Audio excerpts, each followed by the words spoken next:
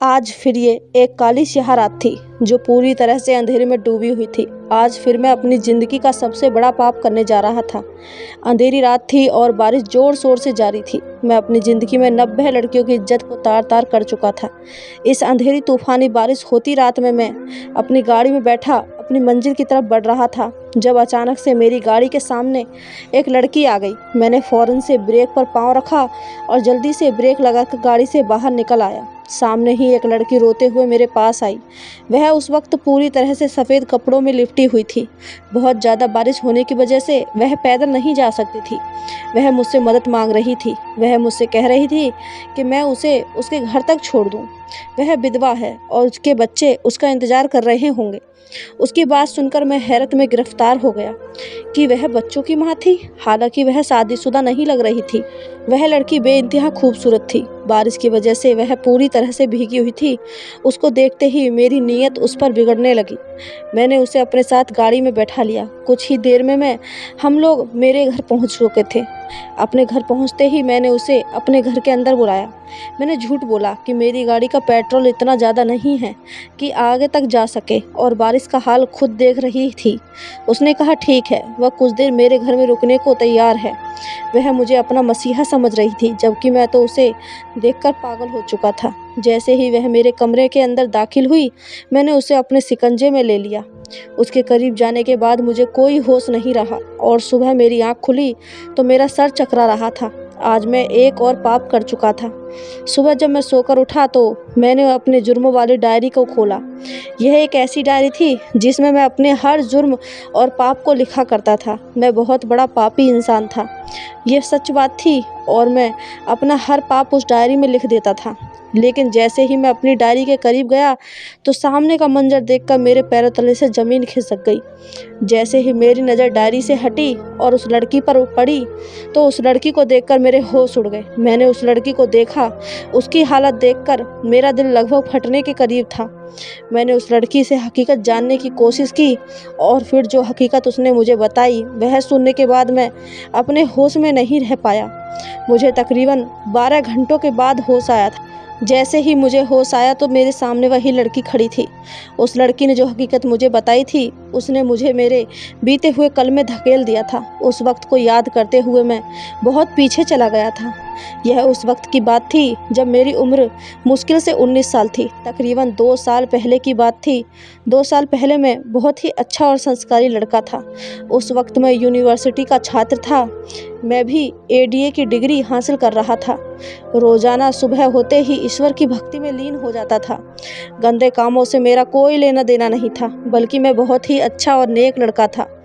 मेरे माता पिता ने मुझे दुनिया की हर खुशियाँ दी थीं, लेकिन उन सब के बावजूद मैं कभी घबराया नहीं था, बल्कि मुझ में विनम्रता थी, मुझ में सब्र था। मैंने कभी भी किसी का हक नहीं खाया था। मैंने कभी भी किसी को तकलीफ़ नहीं पहुंचाई थी। लेकिन तकरीबन 35 साल की उम्र के बाद अचानक ही मुझ पर ऐसे गमों के पहाड़ टूट पड़े कि जिन्होंने मुझे बिल्कुल ही बदल दिया था। मेरी पढ़ाई पूरी होने के बाद लगभग 5 महीने बाद ही मुझे एक अनजान नंबर से कॉल आई कि मेरे बाबा का एक्सीडेंट हो गया है। ये खबर मेरे लिए तड़पा देने वाली थी। मुझे अपनी आंखों के सामने अंधेरा छाता हुआ महसूस हुआ। भागम भाग में मैं अस्पताल पहुंचा। डॉक्टर ने बताया कि मेरे बाबा की हालत बहुत ख़राब है। ये खबर सुनते ही मैं वहीं पास के मंदिर में गया और फूट फूट कर रोने लगा और ईश्वर से अपने माँ बाप की ज़िंदगी की प्रार्थना करने लगा। 2 दिन तक मेरे बाबा अस्पताल में ज़िंदगी और मौत की जंग लड़ते रहे और 2 दिन तक मैं उस मंदिर में ईश्वर के सामने बैठा रोता रहा और प्रार्थना करता रहा। मुझे इस यकीन था कि ऊपर वाला मेरी ज़रूर सुनेगा। कम से कम उन दोनों में से किसी एक को तो बचा ही लेगा। मैंने परमात्मा को उन सभी अच्छे कामों की कसम दी और अपने माँ बाप की ज़िंदगी की भीख मांगी जो अब तक मैंने उसको खुश करने के लिए किए थे, लेकिन मेरी प्रार्थना स्वीकार नहीं हुई। मेरे माँ बाबा दोनों का ही निधन हो गया और ये खबर मेरे ऊपर किसी पहाड़ की तरह गिरी थी। पर मेरी हालत एकदम से बदल गई थी। जिस तरह से तजुर्बा पाने के लिए इंसान को सिर्फ एक पल और एक लम्हे की ज़रूरत होती है और उस एक लम्हे में उसे तजुर्बा मिल जाता है, बिल्कुल उसी तरह एक लम्हा, सिर्फ एक कमज़ोर लम्हा, हमें अपनी पूरी मेहनत से हटा देता है। और मेरे माँ बाप की मौत की खबर मेरे लिए वह सबसे कमज़ोर लम्हा था जिसने मुझे सही रास्ते से एक पल में हटा दिया था। न जाने कितने महीनों तक तो मैं रंजो गम में डूबा रहा और अचानक जब होश की दुनिया में वापस आया तो मालूम हुआ कि मेरे बाबा की कंपनी पूरी तरह से डूब चुकी थी। पर मुझे समझ नहीं आ रहा था कि मैं इस परेशानी से किस तरह खुद को निकालूं। माँ बाप की मौत का गम इतना बड़ा था कि मेरे लिए खुद को संभालना बहुत मुश्किल हो गया था। ये मेरी बचपन की आदत थी कि मैं अपने हर पुण्य को अपनी डायरी में दर्ज कर लिया करता था। मैं उस डायरी में हर महान बात लिख देता था जो मेरे पुण्य के तौर पर मैंने की होती थी। राहगीरों की मदद करता, बड़े बूढ़ों का सम्मान करता था, यूँ समझो कि अच्छाई का कोई भी काम नहीं छोड़ता था और उन सभी कामों को मैं अपनी डायरी के में पुण्य के तौर पर दर्ज कर लेता था। यह सोचकर कि मैंने आज ईश्वर को खुश करने के लिए ये काम किया है, मैंने एक बार फिर खुद को संभाला और एक बार फिर से ऊपर वाले की तरफ झुकने की कोशिश की। मैं एक बार फिर से ईश्वर से प्रार्थना करना चाहता था कि मेरे बाबा का कारोबार सही तरीके से चल पड़े। मुझे कारोबार से कोई मतलब नहीं था, मुझे सिर्फ अपने बाबा की मेहनत से मतलब था। उन्होंने सारी ज़िंदगी मेहनत करके इस कारोबार को खड़ा किया था, पर मैं इसे डूबता हुआ नहीं देख सकता था। मेरे पास मेरे बाबा की ये एक ही निशानी थी। मेरी डायरी तकरीबन भर चुकी थी। मेरी डायरी में मेरे बेइंतहा अच्छे काम दर्ज थे। आज भी मैंने यही किया था। मैं अपने घर आया और अपनी डायरी को उठाया और एक एक पन्ने को पलटने लगा। जैसे जैसे मैं पन्नों को पलट रहा था, मेरी आंखों से आंसू निकल रहे थे। उस डायरी में अब तक लिखे गए तकरीबन 1000 से भी ज़्यादा अच्छे काम थे। मैंने अपने ईश्वर के आगे माथा टेक कर रो रो कर प्रार्थना की कि हे ईश्वर, मैंने ज़िंदगी में इतने अच्छे काम किए हैं कि अब तो उनको गिनना भी मुमकिन नहीं है। मेरे मालिक, मेरे किसी एक अच्छे काम के बदले मुझे इन मुश्किलों से निकाल दे। मैं हर रोज़ सुबह शाम ये प्रार्थना करता और उस डायरी को देखकर रोता। सुबह शाम परमात्मा से ये प्रार्थना करता कि हे ईश्वर, मैंने ये भी अच्छाई की है, मैंने बहुत अच्छाई का काम किया है, किसी एक अच्छे काम के बदले मुझे मेरे सभी मुसीबतों से छुटकारा दिला दे। लेकिन शायद मेरी कोई भी अच्छाई स्वीकार नहीं हो रही थी। फिर वह लड़की जो मुझसे बेहद मोहब्बत करती थी, जिससे मैं मोहब्बत करता था, मेरे कारोबार के डूबने कर सुनकर मुझे छोड़कर चली गई। वह मुझसे भी ज़्यादा अमीर आदमी के पास चली गई थी। मैं बहुत रोता रहा। मैंने बहुत प्रार्थनाएं की कि वह वापस आ जाए, लेकिन वह उस आदमी के साथ शादी रचाकर देश से बाहर ही चली गई। उस लड़की को अपनी ज़िंदगी में वापस लाने के लिए मैंने बहुत प्रार्थनाएं की थी, लेकिन मेरी ये प्रार्थना भी स्वीकार नहीं हुई। एक लंबा समय प्रार्थनाएं करने के बाद भी जब मेरी प्रार्थनाएं नज़रअंदाज हो रही थी तो मैं बागी होने लगा था। मैं मायूस हो गया और आहिस्ता आहिस्ता मुझे प्रार्थना करने से भी नफरत होने लगी। ईश्वर मुझे माफ़ करे, आहिस्ता आहिस्ता मैं अपने परमात्मा से भी दूर होने लगा। मैंने सोच लिया था कि अब मैं उस ईश्वर से कुछ नहीं मांगूंगा। मैंने सोच लिया था कि अब जो मर्जी हो जाए, मैं कोई भी अच्छा काम नहीं करूंगा। मैंने सोच लिया था कि अब मैं बुरे काम करूंगा, सभी गंदे कामों की तरफ निकल जाऊंगा, सभी तरह के गंदे काम करूंगा। इसी वजह से मैंने एक नई डायरी खरीद ली थी ताकि मैं उसमें अपने सभी पापी जन्म लिख सकूं। मेरे एक दोस्त ने मुझे बताया कि अगर मैं बुरा काम करूंगा तो उसकी वजह से मैं इन सभी मुश्किलों से निकल सकता हूं। मैंने काफ़ी समय अपने ईश्वर से मदद मांगी। जब मुझे हर तरफ से मायूसी का सामना करना पड़ा तो मजबूर होकर मैंने गंदगी भरा रास्ता अपना लिया। सच कहा गया है कि गंदे कामों में बहुत मज़ा आता है। ये एक ऐसी दलदल है जिसमें इंसान जब फंसता है तो बस फिर उसमें फंसता ही चला जाता है, आहिस्ता आहिस्ता, धीरे धीरे। लेकिन उस दलदल से निकलना बेहद मुश्किल होता है। आहिस्ता आहिस्ता मैं भी इस दलदल में फंसने लगा था। मैंने हर छोटा मोटा गलत काम शुरू कर दिया। फिर मुझे इस बात का पता लगा कि इस दलदल में अकेला मैं नहीं हूँ, बल्कि बहुत से लोग हैं जो इस दलदल में फंस चुके हैं। बहुत से तो ऐसे हैं जो अपनी मर्जी से इस दलदल में फंसते हैं। आहिस्ता आहिस्ता मैं गंदे कामों के सहारे ही जीने लगा। अब मेरी ज़िंदगी उन्हीं गुनाहों में बसर हो रही थी। एक के बाद दूसरा, दूसरे के बाद तीसरा, तीसरे के बाद चौथा, और फिर बस मैंने लड़कियों की इज्जत को तार तार करने का काम भी शुरू कर दिया। और इस काम में इस कदर मज़ा आ रहा था कि मैं अपने परमात्मा को बिल्कुल ही भूल बैठा था। ये सच था कि मैंने दिन पर दिन बहुत ज़्यादा तरक्की की। धीरे धीरे मैं कामयाबी की बुलंदियों तक पहुंच गया। इस बीच मैंने कई लड़कियों को फंसा रखा था। मेरे सभी गंदे कामों में लड़कियों की इज्जत सबसे बड़ा गंदा काम थी और सबसे पसंदीदा भी।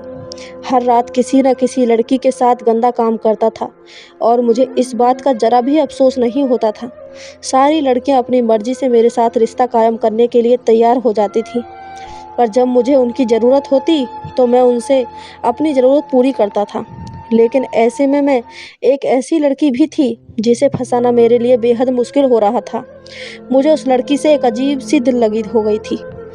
मैं उससे अपनी सारी बातें बताने लगा था। मुझे उस लड़की से अपनी परछाई दिखाई देने लगी थी। मुझे यकीन हो चला था कि वह लड़की भी मेरी तरह ही गंदे कामों में पड़ी हुई है।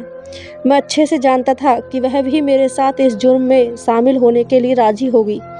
वह लड़की तो मुझे ना मिल सकी, लेकिन उसके अलावा मुझे बहुत सी लड़कियां मिल चुकी थीं जो मेरी ही तरह इन कामों में पड़ी हुई थीं। जैसे ही मैं उन्हें गंदे काम के ऑफ़र करता तो वह फ़ौरन राज़ी हो जाती और इस तरह मैं इस दलदल में फंसता चला गया। तकरीबन एक लंबा समय मैंने इन गंदे कामों में गुजारा और इस बीच मैं तकरीबन कामयाबी की बुलंदियों तक पहुंच चुका था। लेकिन एक दिन अचानक से मेरे साथ कुछ ऐसा हुआ जिसने मुझे वापस ज़मीन पर लाकर पटक दिया। मेरी कंपनी एक बार फिर से टूट चुकी थी। मैंने हर मुमकिन कोशिश की मैं अपनी कंपनी को दोबारा से बुलंदियों तक पहुंचा सकूं, लेकिन मेरी हर कोशिश नाकाम जा रही थी। मैं गंदे कामों में इस कदर गिरा हुआ था कि वापसी का रास्ता शायद मुमकिन नहीं था। मेरी उसी दोस्त ने मुझे हौसला दिया और तसल्ली दी। उसने कहा कि बहुत जल्दी मैं वापस से अपना स्थान हासिल कर लूँगा, लेकिन लाख कोशिशों के बावजूद भी मैं अपना वह स्थान हासिल नहीं कर पाया था। बिजनेस में इस कदर नाकामी की वजह से मुझे ज़रूरत थी कि मैं कुछ पल के लिए सुकून हासिल कर सकूं। इसी वजह से मैंने उस लड़की को अपने सुकून के लिए इस्तेमाल करना चाहा। मैं अपने ईश्वर को पूरी तरह से भूल बैठा था। मैं उसकी मोहब्बत से नाउम्मीद हो गया था। इस वजह से मैंने गंदगी से भरा रास्ता अपना लिया था और अब मैं इस जुर्म के दलदल में इस कदर फंस चुका था कि कोई चाहता भी तो मुझे उसमें से नहीं निकाल सकता था। दरअसल मेरे दिल पर ताले लग चुके थे। इसी वजह से मैं किसी भी अच्छे काम की तरफ नहीं बढ़ सकता था। लेकिन आज जो हकीकत मुझ पर खुली थी उसने मेरी आंखें खोल दी थी, क्योंकि वह लड़की मेरे सामने थी। जिस चीज़ ने मुझे बेइंतहा परेशान किया था वह ये था कि मेरी डायरी जल चुकी थी। रात को जब मैं सोया था मुझे अच्छे तरीके से याद था कि मेरी डायरी बिल्कुल सही सलामत थी, लेकिन जैसे ही मैं सुबह उठा तो डायरी जल चुकी थी। मैं हैरान हुआ कि भला ये कैसे जली है। मैंने उस लड़की से पूछा तो उसने मुझे बताया कि उसने मेरे गुनाहों वाली डायरी को जला दिया है। मैं खुद ये बात नहीं समझ पाया कि उसने ऐसा क्यों किया, लेकिन जब मैंने उससे हकीकत मालूम करने की कोशिश की तो उसने मुझे बताया कि वह वही लड़की है जिससे मैं फ़ोन पर चैटिंग किया करता था। मैंने कभी उस लड़की को देखा नहीं था, वह मुझे अनजान नंबर से मिली थी। इसके बाद न जाने क्या कशिश मुझे उस लड़की के साथ बातें करते हुए महसूस होती थी कि मैंने कभी उसे देखने की भी शर्त नहीं रखी थी। ना तो उसने अपनी कोई तस्वीर भेजी और ना ही मैंने कभी मांगी, लेकिन मेरे दिल में उसको आगे बैठाकर देखने की ख्वाहिश थी। पहले तो उसकी बात सुनकर मुझे हैरत का जोरदार झटका लगा था। भला ऐसे कैसे मुमकिन था? वह लड़की जिसको फंसाने के लिए मैंने हर मुमकिन तरीका अपनाया था, उसको हर किस्म का लालच दिया, लेकिन वह लड़की मेरे जाल में नहीं आ रही थी। और अब आज अचानक से वह लड़की कैसे मेरे सामने आ गई थी? लड़की जिसके माथे पर मैं अब अपने घिनौने पाप की कालिख पोतने वाला था। उस लड़की ने मुझे बताया कि वह मुझे पहले से जानती थी और फिर उसने मुझे अपनी सारी हकीकत बताई। उसने मुझे ये बताया कि वह भी मेरी ही तरह भगवान से नाराज़ थी। वह भी मेरी ही तरह बागी हो चुकी थी और वह भी अपने रास्ते से भटक गई थी। उसकी बात सुनकर मुझे दूसरा झटका लगा था, क्योंकि यह सच था कि मैं उस लड़की को अपने सारे राज बता चुका था। क्योंकि मैं कहीं न कहीं मुझे भी ये यकीन था कि वह लड़की भी मेरी ही तरह पापी होगी और मैं ये अच्छे से जानता था कि वह कभी भी मेरे राज को किसी दूसरे के सामने नहीं खोलेगी। जिस चीज़ की मुझे सबसे ज़्यादा हैरानी हुई थी ये थी कि भला वह इस वक्त यहाँ क्या कर रही थी, जब वह अच्छे से जानती थी कि मैं कौन हूँ और उसके साथ क्या करने का इरादा रखता हूँ। तो फिर वह खुद यहाँ चलकर क्यों आई थी? लेकिन फिर उस लड़की ने मुझे बताया कि वह यहाँ पर क्यों आई थी, उसका असल मकसद क्या था। मैं भी तुम्हारी ही तरह एक पापी लड़की हूँ। तुमने अपने माँ बाप की मोहब्बत में अपने ईश्वर को छोड़ दिया और गंदे कामों की तरफ आ गए, पर मैंने अपने पति की मोहब्बत में ईश्वर को छोड़कर ये रास्ता अपनाया था। बिल्कुल इसी तरह जिस तरह तुमने अपने माँ बाप की ज़िंदगी के लिए ईश्वर से उम्मीद बांधी थी, मैंने अपने पति की ज़िंदगी के लिए उम्मीद बांधी थी। मेरी नई नई शादी हुई थी, मेरे पेट में मेरे पति का बच्चा था, लेकिन अचानक से वह बीमार हो गया। पवन हफ्ते तक अस्पताल में पड़ा रहा। मैं परमात्मा के सामने रोती रही, मिन्नतें करती रही कि मेरे पास मेरे पति के अलावा कुछ नहीं है, लेकिन मेरा कोई भी आंसू किसी काम ना आए। वही एक लम्हा था, मैं बागी हो गई। उसकी बातें सुनकर पहले तो मैं बहुत हैरान हो गया कि उसे कैसे पता कि मैं बागी हूँ, क्योंकि ये बात तो मैंने कभी उससे पहले बताई ही नहीं थी कि मैं बागी हो चुका हूँ। हमारी जब भी बात हुई थी, मैंने उसको अपने घिनौने कामों के बारे में बताया था। मैंने उसे कभी भी अपने अच्छे कामों के बारे में नहीं बताया था। ज़िंदगी में जो मैंने अच्छे कामों में गुजारी थी, उस ज़िंदगी के बारे में मेरे अलावा तो कोई और जानता ही नहीं था। तो भला उसे कैसे इस बात का अंदाज़ा हुआ? जब मैंने उसे ये बात पूछी, तो इसके बदले में उसने मुझे ये जवाब दिया कि मैं भी पहले बहुत ही ईमानदार, संस्कारी और ईश्वर की भक्ति में लीन रहने वाली लड़की थी। लेकिन मेरी ज़िंदगी में कुछ ऐसी मुश्किलें आईं, जिनकी वजह से मैं बहुत ज़्यादा परेशान रहने लगी थी। मैंने ऊपर वाले से हर किस्म की प्रार्थनाएं की, जगह जगह जाकर पूजा पाठ की और गरीबों को भोजन खिलाया, लेकिन मेरे लिए किसी भी तरह से मदद का कोई दरवाज़ा नहीं खुला। यह बात बताकर वह रोने लगी थी। मैं हैरान से बैठा चुपचाप उसकी बातें सुन रहा था। इसी वजह मैं अपनी मंजिल से भटक चुकी थी। मैं तो इस कदर भटक गई थी कि मैंने अपना धर्म बदल लिया था। मैंने एक लंबा समय क्रिश्चियन बनकर गुजारा है। उसके क्रिश्चियन वाली बात पर मुझे झटका लगा था। हाँ, मैं मानता हूँ कि मैं बहुत बड़ा पापी था, लेकिन जो भी था, मैंने कभी भी अपना धर्म बदलने की कोशिश नहीं की थी। लेकिन उस लड़की की ये बात सुनकर एक लम्हे के लिए मुझे उस लड़की से खौफ महसूस हुआ था। जाने क्यों मैं चर्च में जाती थी। वहाँ जाकर मैंने अपनी मन्नतें मांगी, बेहद मन्नतें मांगी। अपनी सारी मुरादें पूरी करने के लिए हर वो काम किया जो एक क्रिश्चियन अपने गॉड को खुश करने के लिए करता है। पर हैरानी की बात यह थी कि मेरी सारी मन्नत पूरी होती चली गई। वह व्यक्ति जिसकी खातिर मैंने उस परमात्मा का बताया अच्छाई का रास्ता छोड़ दिया था, वह मेरे दिल से निकल चुका था। फिर मुझे किसी ऐसे इंसान की तलाश थी जिससे मैं हर बात कह सकूं, और मुझे तुम मिल गए। मुझे तुमसे मोहब्बत हो गई। फिर मैंने तुम्हें हर जगह मांगा। मुझे महसूस हुआ कि तुम्हें भी मेरी चाहत है। मुझे सब कुछ मिलता चला गया, लेकिन ये सब मुझे ईसाई होने के बाद मिला, और मैं दिल ही दिल में अपने ईश्वर से शर्मिंदा थी, क्योंकि मैं जान गई थी कि मेरा ईश्वर ही मेरी मदद कर रहा है। मुझे इस बात का अंदाज़ा हो गया था कि ये मेरी आजमाइश थी भगवान की तरफ से, और मैं इस आजमाइश पर पूरी नहीं उतर पाई।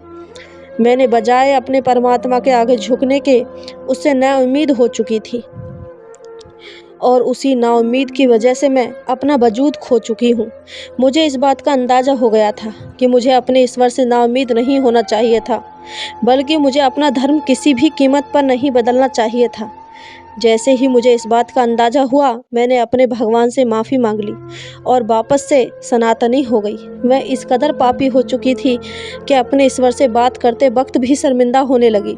मैं खुद नहीं समझ पा रही थी कि मैं इस कदर काले दिल की कैसे हो गई। और कल रात हमारे बीच कुछ नहीं हुआ, लेकिन फिर उसने मुझे जब हकीकत बताई तो मुझे और ज़्यादा शर्मिंदगी का सामना हुआ।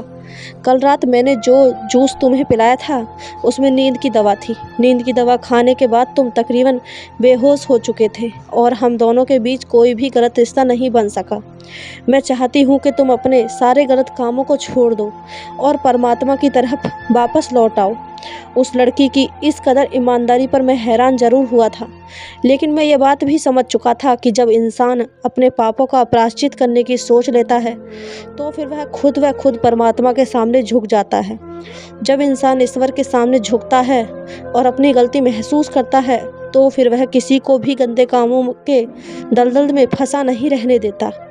मैं अच्छे से समझ चुका था कि ये लड़की क्यों मेरी इस कदर मदद कर रही है, लेकिन जो भी था, उस लड़की ने मुझे हकीकत का आईना दिखा दिया था। उसने मुझे मेरे ईश्वर के करीब होने के लिए खूबसूरत रास्ता दिखा दिया था। उस लड़की की बातों ने मुझे मेरा वजूद दिखा दिया था। उसने मुझे मेरे ईश्वर पर मेरा यकीन वापस दिला दिया। मैंने अपने सारे पापों का प्रायश्चित कर लिया था। मैं उस रात बहुत रोया था, बेइंतहा रोया था और उस लड़की का जितना धन्यवाद कर सकता था उतना किया। अब मैं अपनी पत्नी के साथ एक बहुत अच्छी और खुशहाल ज़िंदगी गुजार रहा हूँ। एक लंबी यात्रा के बाद ऊपर वाले ने मुझे एक बहुत ही अच्छी जीवन साथी दी है, जो मेरे साथ के साथ कदम मिलाकर चलती है। एक ऐसी लड़की जो खुद भी पहले बहुत टूटी हुई थी और उसने मुझे दोबारा कभी भी सही रास्ते से भटकने नहीं दिया। ऐसा नहीं है कि मुझे अब परेशानियों का सामना नहीं करना पड़ता। ज़िंदगी है और ज़िंदगी में अच्छा बुरा वक्त चलता रहता है, लेकिन अब मेरे पास एक ऐसा इंसान है जो मुझे अच्छे बुरे में फ़र्क बताती रहती है। एक ऐसी हमसफ़र जो मुझे सही रास्ते से भटकने नहीं देती। जब भी परेशानियाँ आती हैं तो मैं गंदे कामों की तरफ नहीं भागता, बल्कि मैं अपने ईश्वर के आगे झुकता हूँ और अपने भगवान से मदद मांगता हूँ। आपको ये कहानी कैसी लगी हमें कमेंट करके ज़रूर बताएं। कहानी अच्छी लगी हो तो चैनल को सब्सक्राइब, वीडियो को एक लाइक ज़रूर करें। धन्यवाद दोस्तों।